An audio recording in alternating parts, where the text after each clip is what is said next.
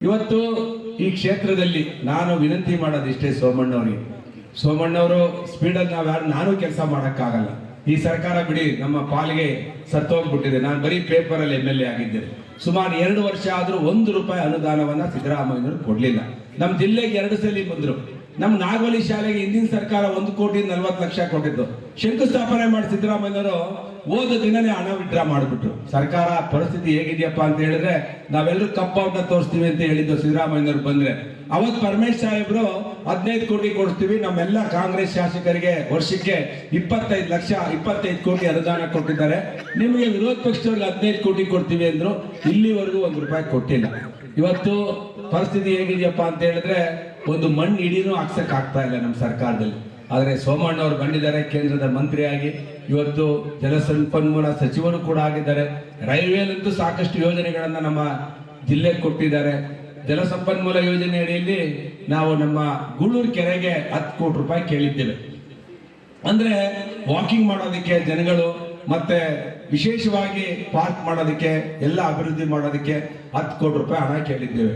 ಸುಮಾರು 50 ಕೋಟಿ ರೂಪಾಯಿ ಹಣವನ್ನ ಜಲಸಂಪನ್ಮೂಲ ಇಲಾಖೆಯಿಂದ ಈ ಭಾಗದಲ್ಲಿರುವಂತಹ ಕೆರೆಗಳ ಸೌಂದರೀಕರಣ ಮಾಡೋದಕ್ಕೆ ಮತ್ತೆ ಅಭಿವೃದ್ಧಿ ಮಾಡೋಕ್ಕೆ ಸೋಮಣ್ಣವರು ಇವತ್ತು ನಮಗೆ ಅನುದಾನವನ್ನು ಬಿಡುಗಡೆ ಮಾಡ್ತಿದ್ದಾರೆ. 50 ಕೋಟಿ ಕೆರೆಗಳ ಅಭಿವೃದ್ಧಿಗೆ ನಾನು ಈ ಸಂದರ್ಭದಲ್ಲಿ ಅವರಿಗೆ ಅಭಿನಂದನೆ ಸಲ್ಲಿಸ್ತೇನೆ. ಅದೇ ರೀತಿ ನನಗೆ ಒಂದು ವಿನಂತಿ ಇದೆ. CRF ಫಂಡ್ ನಮ್ಗೆ ರಸ್ತೆಗೆ 1 ರೂಪಾಯಿ ಕೊಟ್ಟಿಲ್ಲ 2 ವರ್ಷದಲ್ಲಿ. ನಮಗೆ ಗೂಳರ್ವೆಯಿಂದ ಗೂಳೂರು ಬರುವಂತ ರಸ್ತೆ ಇರ್ಬೋದು, ಕೈದಾಳ ಮತ್ತೆ ಎತ್ತನಹಳ್ಳಿ ಇತಿಹಾಸ ಪ್ರಸಿದ್ಧವಾಗಿರುವಂತಹ ದೇವಸ್ಥಾನಗಳು, ಆ ರಸ್ತೆಗೆ ಒಂದು 10 ಕೋಟಿ ಬೇಕು ನಮ್ಗೆ. ಈ ಭಾಗದಲ್ಲಿ ಒಂದು 50 ಕೋಟಿ ನಮಗೆ ರಸ್ತೆ ಕೊಟ್ರೆ ನಾವು ಮುಂದಿನ ಚುನಾವಣೆಗೆ ಜಿಲ್ಲಾ ಪಂಚಾಯತಿ, ತಾಲೂಕ್ ಪಂಚಾಯತಿ, MLA ಚುನಾವಣೆಗೆ 50 ಕೋಟಿ ಬಂದ್ರೆ 1 ವರ್ಷ ಬೇಕದು ಟೆಂಡರ್ ಆಗಿ ಆಗೋದಕ್ಕೆ. ಅಷ್ಟರೊಳಗೆ ನಾವು ಮುಖ ತೋರಿಸ್ಕೊಂಡು ಜನಗಳ ಮುಂದೆ ಹೋಗ್ಬೋದು. ಅದಕ್ಕೆ ಸೋಮಣ್ಣವರು ದೊಡ್ಡ ಮನಸ್ಸು ಮಾಡಿ ಈ ಸರ್ಕಾರ ಅಂತೂ ಬಡವರ ಪಾಲಿಗೆ ಸತ್ತೋಗಿದೆ. ಬರೀ ಭಾಗ್ಯಗಳಲ್ಲೇ ಸರ್ಕಾರ ಅನ್ಕೊಂಡ್ಬಿಟ್ಟಿದ್ದಾರೆ. ಅಭಿವೃದ್ಧಿ ಅಂತ ಹೇಳಿದ್ರೆ 5 ಪಂಚ ಭಾಗ್ಯಗಳಲ್ಲೇ ಸರ್ಕಾರ ಅಂತ ಹೇಳಿದ್ದಾರೆ. ಬಡವರ ಪಾಲ್ಗಂತೂ ಈ ಸರ್ಕಾರ ಸತ್ತೋಗಿದೆ. ನಾನು ಹೇಳ್ತೇನೆ, ಇವತ್ತು ಎಲ್ಲ ರೇಟ್ಗಳು, ಬಸ್ ಚಾರ್ಜ್ ಇಂದ ಹಿಡಿದು ಎಣ್ಣೆಯಿಂದ ಹಿಡಿದು ಯಾವ್ದ್ರ ಮೇಲೂ ಈ ಸರ್ಕಾರ ಬಿಡ್ಲಿಲ್ಲ. 1.5 ವರ್ಷದಲ್ಲಿ ಜನಗಳ ಮೇಲೆ ಬರೆ ಎಳೆದು ಹಾಕ್ಬಿಟ್ರು ಬಡವ್ರ ಮೇಲೆ. ಬಡವ್ರು ಹಣ ಹಾಕಿದ್ದು ಬಡವ್ರಿಗೆ ಕೊಡ್ತೀವಿ ಅಂತ ಹೇಳ್ತಾರೆ, ಅದ್ರ ಶ್ರೀಮಂತರಿಗೂ ಸೇರಿಸ್ಕೊಡ್ತಾವ್ರೆ. ಬಡವ್ರು ಕೊಡೋದಕ್ಕೆ ನಮ್ದೇನು ತಕರಾಲಿಲ್ಲ ಭಾಗ್ಯಗಳನ್ನ, ಆದ್ರೆ ಶ್ರೀಮಂತರಿಗೂ ಕೊಡ್ತಾ ಇದ್ದಾರೆ ಸಿದ್ದರಾಮಯ್ಯನವರು. ಬಡವ್ರ ಹಣ ತಗೊಂಡು ಕಾಂಗ್ರೆಸ್ ಪಾರ್ಟಿ ಕಟ್ಟುವಂತ ಪರಿಸ್ಥಿತಿಗೆ ಈ ಸಿದ್ದರಾಮಯ್ಯ ಸರ್ಕಾರ ಬಂದಿದೆ. ಅದರಿಂದ ನಾನು ಸೋಮಣ್ಣವ್ರಿಗೆ ಹೇಳೋದಿಷ್ಟೇ, ಇವತ್ತು ಮೋದಿಯವರು ಇವತ್ತು ರೈಲ್ವೆ ಇಲಾಖೆ 100% ಎಲೆಕ್ಟ್ರಿಫಿಕೇಶನ್ ಮಾಡ್ಬಿಡ್ತು. ಯಾವುದೇ ಡೀಸೆಲ್ ಇಂಜಿನ್ ಕಲ್ಲಿದ್ದು ಇಲ್ಲ, 100% ಎಲೆಕ್ಟ್ರಿಫಿಕೇಶನ್.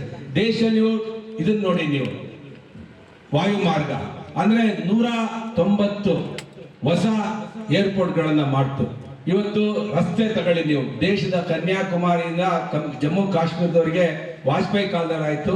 ಇವತ್ತು ತ್ರಿಪುರಾ ಲಾಸ್ಟ್ ಕಡೆ ಬಾರ್ಡರ್, ಚೈನಾ ಬಾರ್ಡರ್, ಲೇ ಲಡಾಖಿಂದ ಹಿಡಿದು ದೇಶದ ಯಾವುದೇ ಭಾಗಕ್ಕೆ ಹೋಗ್ರಿ ರಸ್ತೆಗಳು the best roads we can see. ಅಂದ್ರೆ ರಸ್ತೆಯಲ್ಲಿ ಕ್ರಾಂತಿ ಆಯ್ತು, ವಾಯು ಮಾರ್ಗದಲ್ಲಿ ಕ್ರಾಂತಿ ಆಯ್ತು, ರೈಲ್ವೆಯಲ್ಲಿ ಕ್ರಾಂತಿ ಆಯ್ತು, ಜಲಮಾರ್ಗಗಳಲ್ಲಿ ಕ್ರಾಂತಿಗಳನ್ನ ನಮ್ಮ ಸರ್ಕಾರ ಮಾಡಿದೆ. ಇವತ್ತು ನಾನು ಮೊನ್ನೆ ದಯಾನಂದ್ ಸಾಗರ್ ಅಂತ ಇನ್ಸ್ಟಿಟ್ಯೂಟ್ ಒಬ್ರು ನಡೆಸ್ತಾರೆ, ಸುಮಾರು 50,000 ಮಕ್ಕಳನ್ನು ಓದ್ತಾರೆ. ಆ ಪ್ರೇಮ್ಚಂದ್ ಸಾಗರ್, ಹೇಮಚಂದ್ ಸಾಗರ್ನ ಭೇಟಿ ಮಾಡಕ್ ಹೋಗಿದ್ದೆ. ನಮ್ಮ ಮಕ್ಕಳಿಗೆ ಯಾರೋ ಸೀಟ್ ಬೇಕು ನಮ್ಮ ಕಾನ್ಸ್ಟಿಟ್ಯೂನ್ಸಿಗೆ. ಅವ್ರು ಹೇಳಿದ್ರು, ಸುರೇಶ್ ಗೌಡ್ರೆ, ಮೋದಿಯವರು 500 ವರ್ಷ ನಮ್ಮ ದೇಶವನ್ನ ಮುಂದೆ ತಗೊಂಡು ಹೋಗಿದ್ದಾರೆ. ನಮ್ಮ ದೇಶ ಏನ್ ಕಾಂಗ್ರೆಸ್ 75 ವರ್ಷದಲ್ಲಿ 60 ವರ್ಷದಲ್ಲಿ ಮಾಡುವಂತ ಕೆಲಸವನ್ನ ಮೋದಿಯವರು ಕೇವಲ 10 ವರ್ಷದಲ್ಲಿ ದೇಶವನ್ನ ಬಲಿಷ್ಠ ರಾಷ್ಟ್ರವನ್ನಾಗಿ ಮಾಡಿದ್ದಾರೆ. ಇಡೀ ಪ್ರಪಂಚದಲ್ಲಿ ಒಂದು ಬಲಿಷ್ಠ ರಾಷ್ಟ್ರ ಅಂದ್ರೆ ಭಾರತ ದೇಶ. ನಿಜವಾಗ್ಲೂ 500 ವರ್ಷ ನಾವು ಮುಂದೆ ಇದೀವಿ ಅಂತ ಹೇಳಿ ಬಹಳ ಹೆಮ್ಮೆಯಿಂದ 10 ನಿಮಿಷ ಮಾತಾಡೋದು ನಮ್ಗೆ ಸಾಕು. ನಮ್ಗೆ ದೇಶದ ಜನ ಯಾರು ಇವತ್ತು ಈ ದೇಶದಲ್ಲಿ ವಾಸ ಮಾಡ್ತಾ ಇದ್ದಾರೆ, ಅವರು ಇವತ್ತು ಮೋದಿಯವರಿಗೆ ಪ್ರಶಂಸೆಯನ್ನ ಮಾಡ್ತಿರೋದನ್ನ ನೋಡಿದ್ದೇವೆ. ಅಂತ ಒಂದು ಕ್ಯಾಬಿನೆಟ್ ಅಲ್ಲಿ ನಮ್ಮ ಸೋಮಣ್ಣವರು ಕೆಲಸ ಮಾಡ್ತಿರೋದು ನಮ್ಗೆ ಹೆಮ್ಮೆ. ನಮಗೊಂದು ಆಸೆ, ಸೋಮಣ್ಣ ಅವರು ಇಂಥ ಜನ ಈ ರಾಜ್ಯದ ಮುಖ್ಯಮಂತ್ರಿ ಆಗ್ಬೇಕು ಅನ್ನೋದು ನಮ್ದು ಅಪೇಕ್ಷೆ ಕೂಡ. ಆದ್ರಿಂದ ನಾನು ಈ ಸಂದರ್ಭದಲ್ಲಿ ಸೋಮಣ್ಣವರು ಸಂಸದರಾಗಿ ಇವತ್ತು ಸಚಿವರಾಗಿ ಬಂದು ಜನರ ಕುಂದುಕೊರತೆಯನ್ನ ಕೇಳುವಂತ ಒಂದು ದೊಡ್ಡ ಗುಣ ಇಟ್ಕೊಂಡಿರೋದಕ್ಕೆ ನಿಜವಾಗಲೂ ಕೂಡ ನಾನು ಅವರ ಸರಳತೆ ಮತ್ತೆ ಅವರ ಕಮಿಟ್ಮೆಂಟ್ ಟು ದ ಕೋರ್, ಬಡವರ ಪರ ಎಷ್ಟು ಕಮಿಟ್ಮೆಂಟ್ ಇದೆ ಅನ್ನೋದಕ್ಕೆ ಒಂದು ಸಾಕ್ಷಿ ನಿದರ್ಶನ. ಇವತ್ತು ಈ ಕ್ಷೇತ್ರದಲ್ಲಿ ನಾನು ವಿನಂತಿ ಮಾಡೋದಿಷ್ಟೇ ಸೋಮಣ್ಣವರು ಸ್ಪೀಡಲ್ಲಿ ನಾನು ಕೆಲಸ ಮಾಡಕ್ಕಾಗಲ್ಲ. ಈ ಸರ್ಕಾರ ಬಿಡಿ ನಮ್ಮ ಪಾಲಿಗೆ ಸತ್ತೋಗ್ಬಿಟ್ಟಿದೆ. ನಾನು ಬರೀ ಪೇಪರಲ್ಲಿ MLA ಆಗಿದ್ದೆ. ಸುಮಾರು 2 ವರ್ಷ ಆದ್ರೂ 1 ರೂಪಾಯಿ ಅನುದಾನವನ್ನ ಸಿದ್ದರಾಮಯ್ಯನವರು ಕೊಡ್ಲಿಲ್ಲ. ನಮ್ಮ ಜಿಲ್ಲೆಗೆ 2 ಸಲ ಬಂದ್ರು. ನಮ್ಮ ನಾಗವಲಿ ಶಾಲೆಗೆ ಹಿಂದಿನ ಸರ್ಕಾರ 1,40,00,000 ಕೊಟ್ಟಿದ್ದು. ಶಂಕುಸ್ಥಾಪನೆ ಮಾಡಿ ಸಿದ್ದರಾಮಯ್ಯನವರು ಹೋದ ದಿನನೇ ಹಣ ವಿಡ್ರಾ ಮಾಡಿಬಿಟ್ರು. ಸರ್ಕಾರ ಪರಿಸ್ಥಿತಿ ಹೇಗಿದೆಯಪ್ಪ ಅಂತ ಹೇಳಿದ್ರೆ ನಾವೆಲ್ಲರೂ ಕಪ್ಪೌಟ ತೋರಿಸ್ತೀವಿ ಅಂತ ಹೇಳಿದ್ದು ಸಿದ್ದರಾಮಯ್ಯನವ್ರು ಬಂದ್ರೆ, ಅವತ್ ಪರಮೇಶ್ ಸಾಹೇಬ್ರು 15 ಕೋಟಿ ಕೊಡ್ತೀವಿ ನಮ್ಮೆಲ್ಲ ಕಾಂಗ್ರೆಸ್ ಶಾಸಕರಿಗೆ ವರ್ಷಕ್ಕೆ 25 ಕೋಟಿ ಅನುದಾನ ಕೊಟ್ಟಿದ್ದಾರೆ, ನಿಮಗೆ ವಿರೋಧ ಪಕ್ಷದವ್ರಿಗೆ 15 ಕೋಟಿ ಕೊಡ್ತೀವಿ ಅಂದ್ರು. ಇಲ್ಲಿವರೆಗೂ ₹1 ಕೊಟ್ಟಿಲ್ಲ.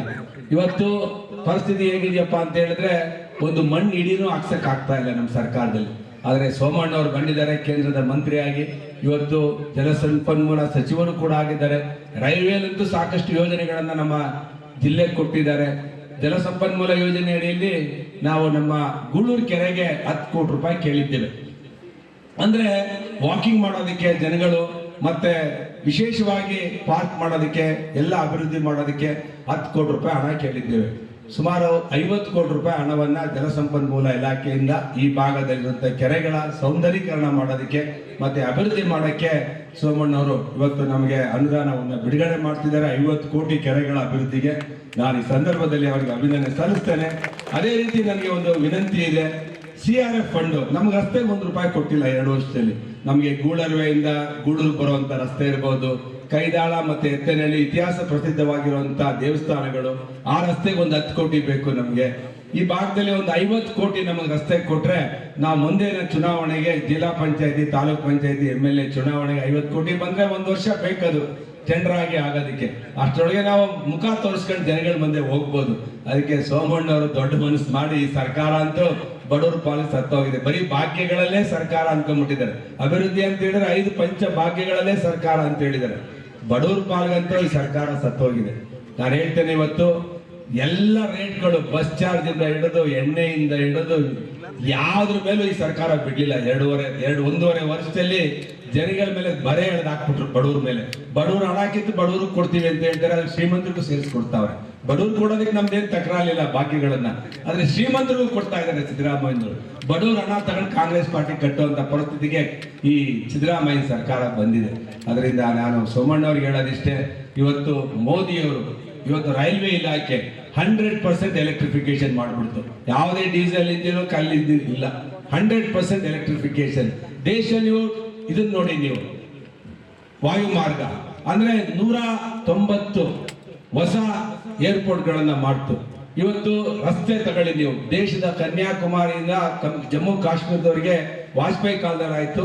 ಇವತ್ತು ತ್ರಿಪುರಾ ಲಾಸ್ಟ್ ಕಡೆ ಬಾರ್ಡರ್, ಚೈನಾ ಬಾರ್ಡರ್, ಲೇ ಲಡಾಖಿಂದ ಹಿಡಿದು ದೇಶದ ಯಾವುದೇ ಭಾಗಕ್ಕೆ ಹೋಗ್ರಿ ರಸ್ತೆಗಳು the best roads we can see. ಅಂದ್ರೆ ರಸ್ತೆಯಲ್ಲಿ ಕ್ರಾಂತಿ ಆಯ್ತು, ವಾಯು ಮಾರ್ಗದಲ್ಲಿ ಕ್ರಾಂತಿ ಆಯ್ತು, ರೈಲ್ವೆಯಲ್ಲಿ ಕ್ರಾಂತಿ ಆಯ್ತು, ಜಲಮಾರ್ಗಗಳಲ್ಲಿ ಕ್ರಾಂತಿಗಳನ್ನ ನಮ್ಮ ಸರ್ಕಾರ ಮಾಡಿದೆ.